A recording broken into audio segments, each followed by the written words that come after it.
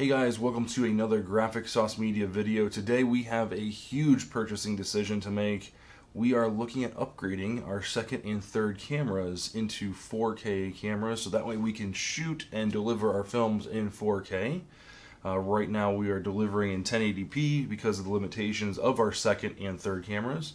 So we've got a pretty big decision to make, and I want to take you guys along for the ride because this type of decision making and process of elimination and what types of benefits are we looking for and what are the use case scenarios and what are we planning on using the cameras for, all kind of play in a big part of this decision. I wanted to take you guys along for the ride so that maybe you can learn a thing or two, and if you haven't thought of any of this stuff, definitely leave us a comment down below, and then also leave us a comment down below if you've had to make these decisions before, and what's your process and how do you go about making these specific high dollar amount decisions, and what do you do if they go wrong? That's kind of what I'm fearing.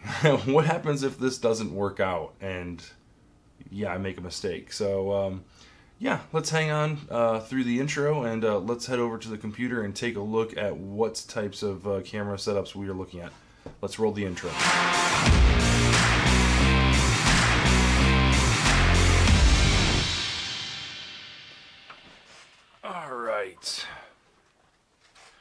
Alright guys, so like I said, we have a pretty big buying decision to make, and I wanted to kind of take you guys along for the ride and give you an idea of my thought process and like the ideas that go through my mind when making this type of decision.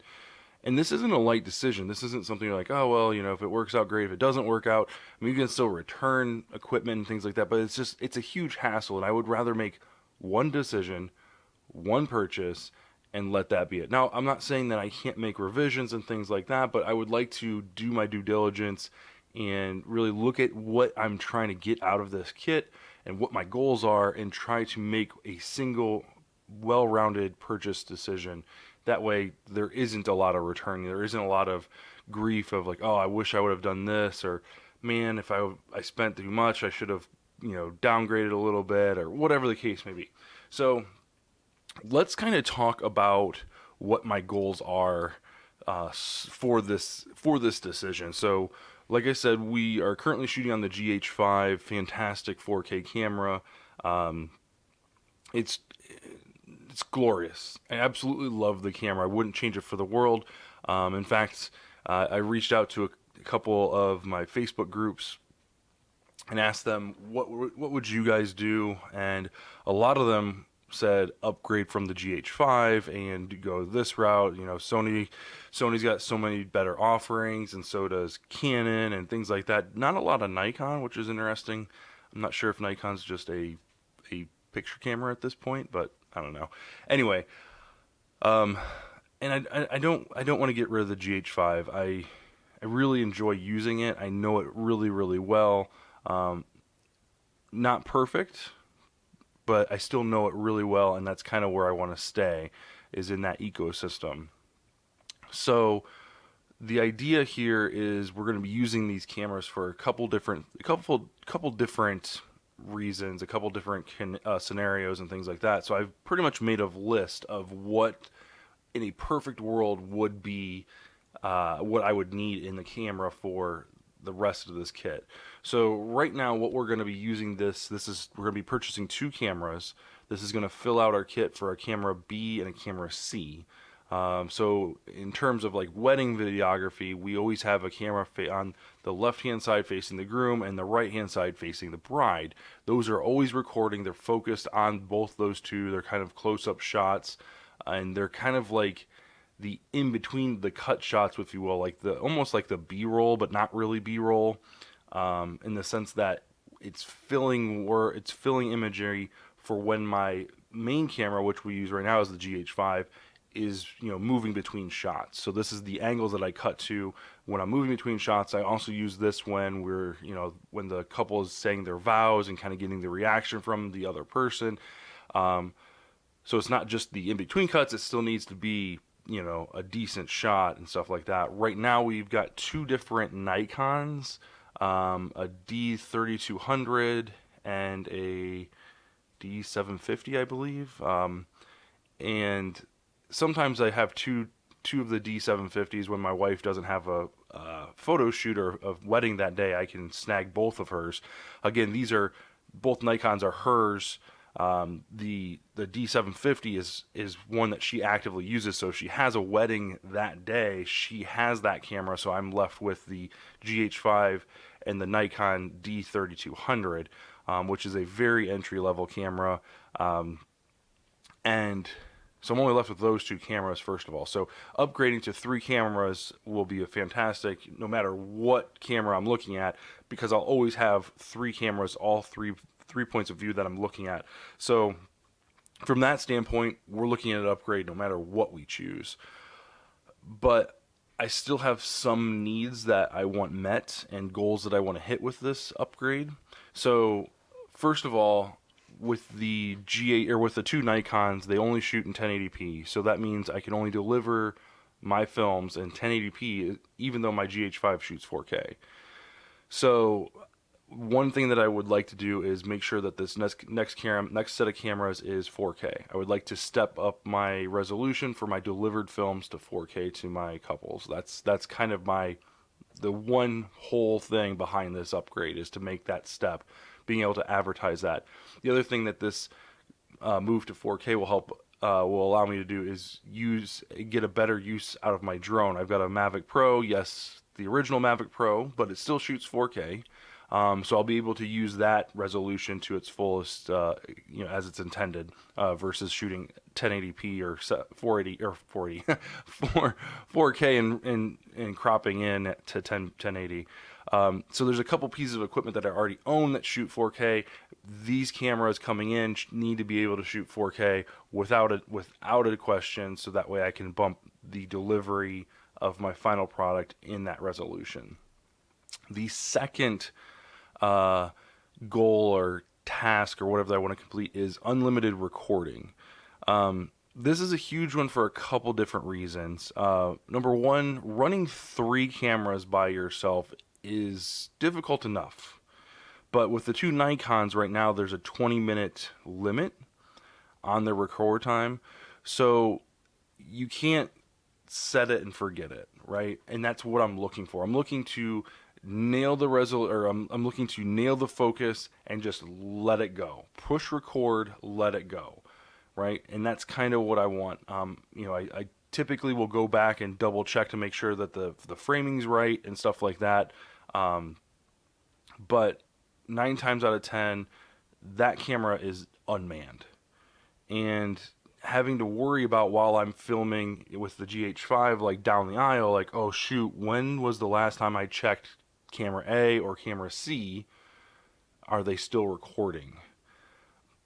Right? So like, you can't set any timers or anything like that because you don't want to be a nuisance. So you have to really kind of keep an eye on, and what I've learned, the kind of trick that I've learned is I'll keep an eye on the timer on my GH5 and kind of like note myself, like, okay, when the timer hits 18 minutes, in the future on this timer, I have to go click record and then click record again. That's the other thing, is making sure you click record and then click, you got to give it a second before you click it again. Otherwise it don't start recording.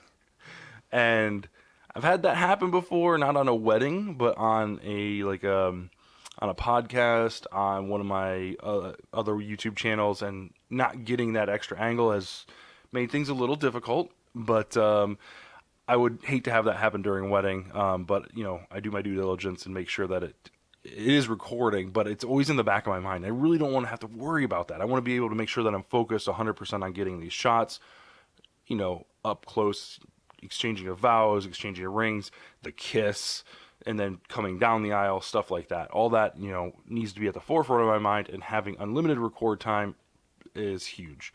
The other thing that we're going to use unlimited record time for is shooting YouTube videos. So this just makes it so much easier, especially when you use like a top-down camera and another camera for like a side angle shot. Not having to worry about, is it recording? Like when you're doing multiple takes over and over, you're making a mistake and you're like, okay, I got to start this whole section over. And you go for 15 minutes and you're like, oh man, I messed up. Now I've got to, you've only got 5 minutes left.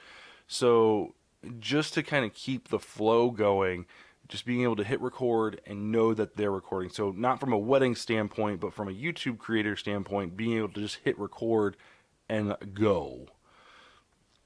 Number 3, which is another big one, is HDMI Out. This is another huge one for me because we've started a wedding streaming service to run alongside of our wedding filmmaking service. And HDMI Out is how we get our video from the cameras to the switcher, to go to the computer, to go out to the internet. So HDMI Out is an absolute must. We use this for our YouTube channels as well, for streaming purposes. Right now, the GH5 has a full HDMI port. The two Nikons have a HDMI mini, so there is that. We've got the adapters to that. In a perfect world, it would just be a full HDMI cable, so I don't have to worry about dongles, don't have to worry about an extra point of failure. It's just one HDMI cable going from the switcher to the camera, and that's it. But I'm not against having to plug in dongles. So anyway. Microphone input is another one. This is number 4. It's not as important, but it would be nice because if for a couple different reasons, for those cameras from the wedding standpoint, A and C, when I'm filming, matching up audio, making sure the audio matches, when the audio matches, can be difficult if you are using the onboard microphone. I've had that issue before because I've only got 2 shotgun mics at this point.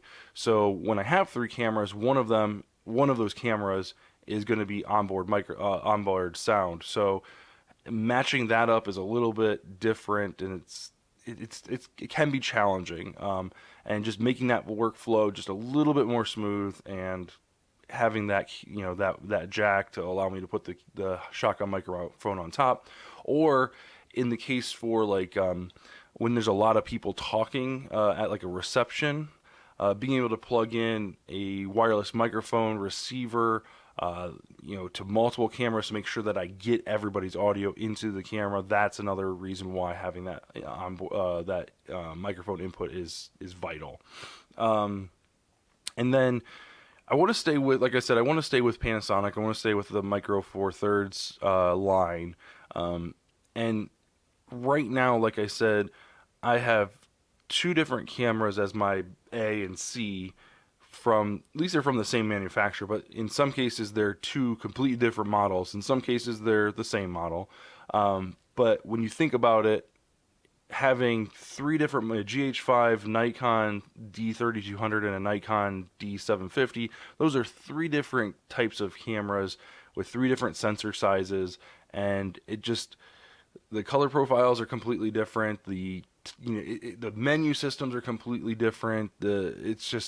It's a real big hassle, and being able to go in, and as far as like editing is concerned, is having the same resolution, the same kind of menu system, the same picture profiles, the same there's the same like consistency between the equipment from one camera to the next is just going to make my life so much easier.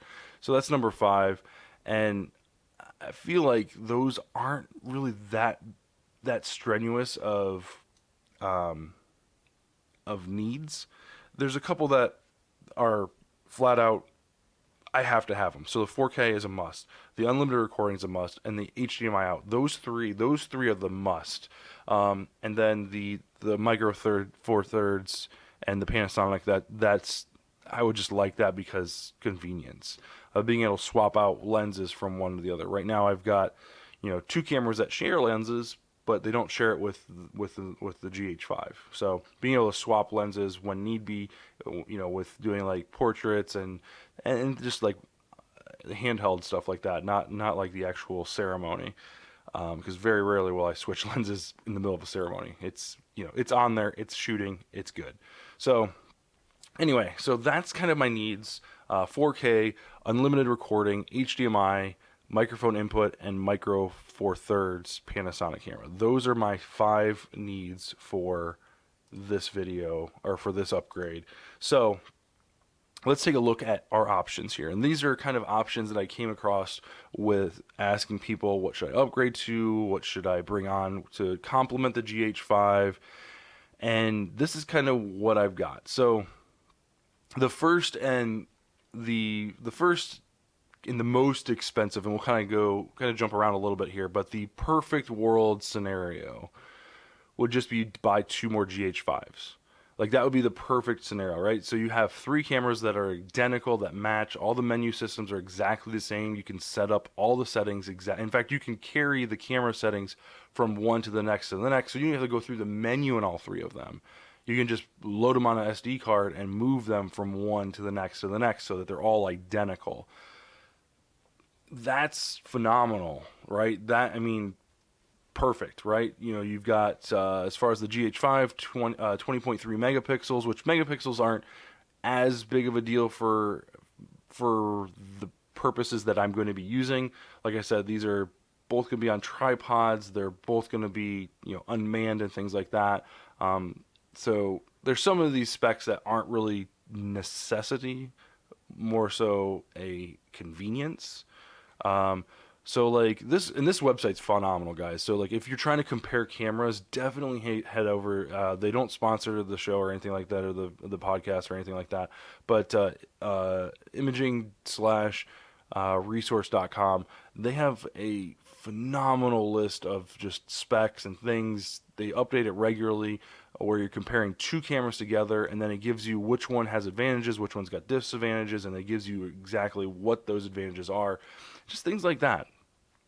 So, let's see here. So the perfect world, would I say, would buy 2 more GH5s. Now, the problem with purchasing 2 more GH5s is the price tag. So for one GH5, you're looking at $1,400. So right off the rip, that's $2,800 for the 2 cameras. And that's just the body, right? That's just the body alone. The lenses that we're looking at they're inexpensive lenses. I think they're 40 to 100 millimeter lenses. I think they're $200, right? And I think I was gonna plan on purchasing those ones no matter which body I went with, because they're the perfect length to get enough zoom, to get enough reach, to make sure that I'm not having to get my cameras right on top of people in the first row. I can actually push them back a little bit and zoom in. And then, of course, after everyone sits down, I can kind of push in just a little bit more, whatever the case may be. But like I said, perfect world, purchase 2 more GH5s. Like I said, the biggest thing is $1,400 a piece. A little on the pricey side. Now, this kit does come with a couple extra perks, like I'm going to get a couple extra microphones, which is great. I can use a few extra lights. That's phenomenal. I typically don't use third-party batteries, but I will if I need to, depending on I'll have to do some tests and stuff like that. I have a specific memory card that I use, not that one. So some of the stuff, I don't need any more bags. So like some of the stuff I can sell off or give off or whatever the case may be. But having the additional memory or the additional microphones would be helpful, because that's something I will need to invest in, at least one. And the Trackstar that I use is like $35-ish. Again, that's not, it doesn't mean spending $1,400 on a camera body just to get a $60 microphone. So that would be the perfect scenario, right? Is match them all up exactly. That would be perfect. So then I got to thinking, like, well, what if we went back a generation and went to the GH4? What are some of the differences between the two? So rather than getting the 20.3 megapixels, we're getting the 16.1. Some of the other things, let's see. So it says less expensive. So the GH4 is half the price. It's $700 for the body. So literally, I could buy both of these cameras for the price of the GH5 for one GH5. So that's a huge perk right there, right? So megapixels aside, not much of a difference between the two. Let's see here. Dual card slot readers. This is kind of... I've never had a problem with a Panasonic camera or a SanDisk memory card failing on me. That's not to say that it doesn't happen. Knock on wood. having the dual slot readers is a convenience. It's a peace of mind, and that's definitely something that I didn't put on my list, but I can definitely see as it being a huge benefit.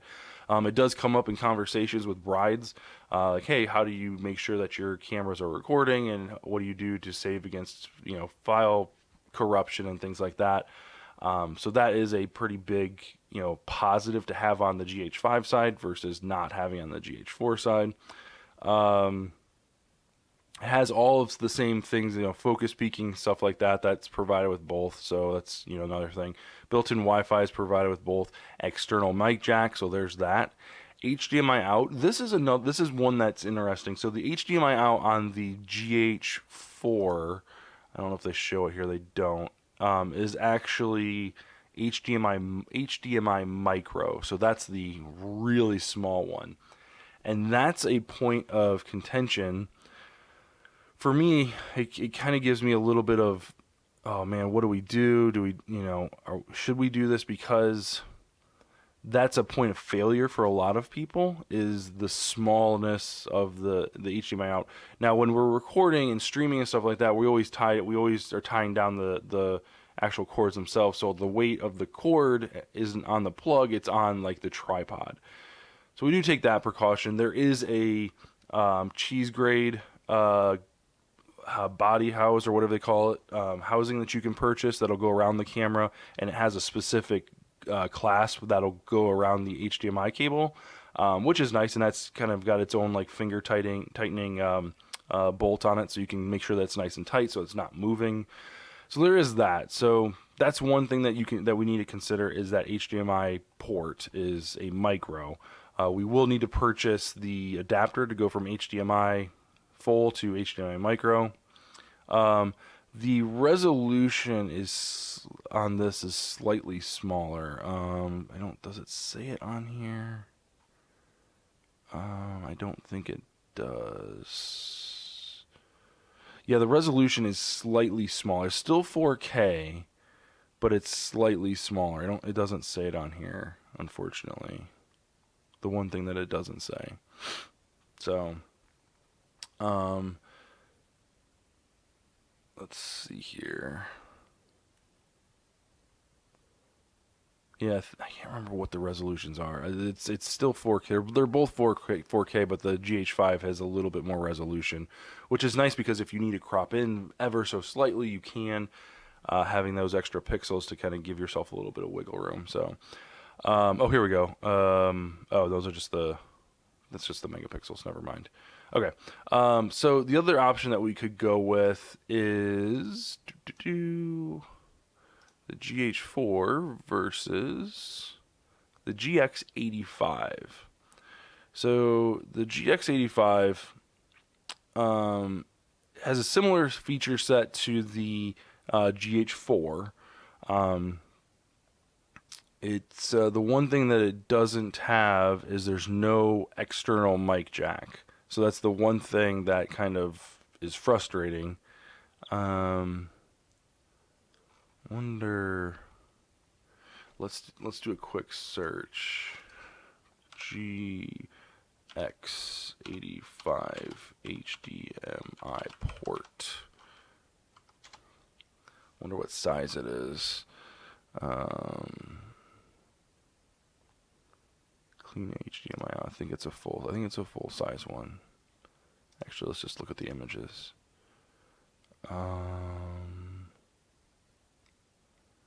Oh, maybe it's not. Nope, HDMI micro. Okay, mistaken. So it's another point of contention, is just having that full HDMI port. So yeah, I mean this where is it here? It's the 4. I think it's this one. That's the 7. The GH85 is $800. So, although this one does come with a lens, which we probably won't use. Which kind of lens is this? This is a 12 to 60 millimeter. So it's a lens. It's a close enough focal length that we don't have with our current setup, that we could use, which could be nice, but we wouldn't need it for these cameras. Would never use that lens. So $800 versus the GH4 for $700. I would rather save the extra $100 and put that $100 towards the lenses that I'm going to buy. So that kind of knocks out the GH85, especially since it doesn't have the microphone jack. That's a point of contention for me. And if it was $100 more, and it had the jack and it had the lens and it was a mini HDMI instead of the micro, then I could kind of start to see the benefit to purchasing that one. $100 gets me a couple extra features, but cutting out a feature and giving me a lens that I really don't technically need. Yeah, so the GH80 or the GX85 is a no-go for me. So the other one that people recommended on Facebook was the G7. This one's got, actually, what's the pixel count on so it's the same pixel count for the GX85, 16 to 16.1, and then 16 for the G7. So this one has a record limit of 30 minutes. So that, for me, is, like I said, that was one of my top 3. Actually top 2, right? Yeah, top 2. So that one for me is kind of a big no-no, is not having that, just not having that full record limit. This one, cost-wise, the G7 is $600. Again, this one comes with a lens of 14 to 42. So this one, I think I don't remember what our lens is over there. I can't remember off the top of my head. Again, we could use that. We could use that lens for the main camera for getting other shots and things like that. But it's not one that these cameras are going to use. So spending $600 plus another $200 for the lens that we want. What's this one? Here we go. 14 to 140. So that one, okay, so there's an option. Okay, so that's $900 versus $600. So that's adding $200. So that's not the lens that we were looking for. So it's just this is such a huge decision, and looking at all these different options. This one I'm going to say no to, just because of the record limit. Like, that's one thing that I want to get rid of, is just the record limit. Like, it's such a pain in the butt for weddings, but also for shooting YouTube videos and stuff like that, unboxings, reviews, stuff, heck, even just talking head stuff.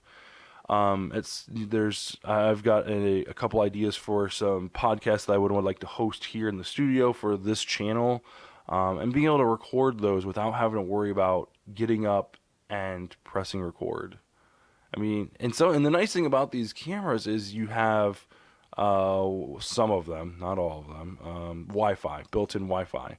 So you can control it from a phone, which is fine. Hitting record from your phone while you're in the middle of an interview is fine. But just being able to hit record and let it go. So for that, I think the question is, do we go GH4 and save ourselves essentially $1,400, right? Because 2 of these is the cost of 1 of these, or do we take note and say, hey, the micro HDMI, that could cause a problem down the road. Like, do you want to spend $600 or $700, whatever it is, on $700? Do you want to spend $700 on a product that might be defective in a year? And who knows, with the wedding streaming kind of took off a little bit in 2021. There's definitely going to be a larger calling for it, I think, as we go forward, just based on the state of the world and kind of the issues at hand, and just the whole, like, masking and the way weddings are being restricted and unrestricted and then restricted again, and the kind of the uncertainty of everything. I have a feeling that, without getting too political, I have a feeling that wedding streaming is going to, and streaming in general, is going to be getting a lot more press, a lot more looks. Um, Kind of like how wedding filmmaking was to wedding photography, right? There was a point in time where not everybody hired a videographer and a photographer. They just wanted the photos. But then wedding filmmaking got kind of big and took center stage, and in some places overtook wedding photography, and other places, they're on par or whatever. But I feel like wedding streaming, offers a whole nother solution for some of these brides who say, hey, I have family members that aren't planning on coming because of the state of the pandemic.